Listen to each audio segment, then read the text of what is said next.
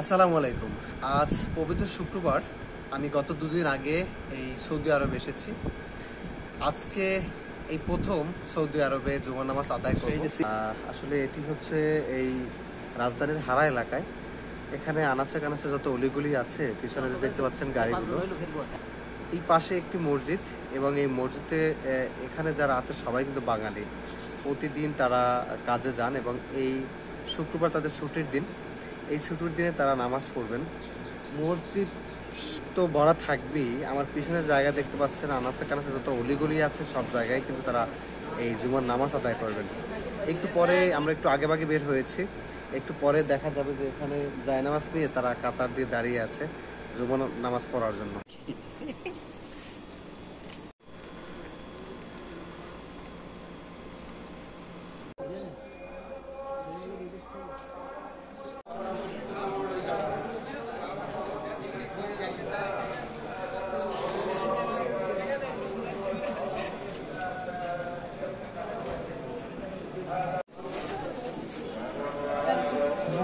চাহিদা এদিকে বললি দেন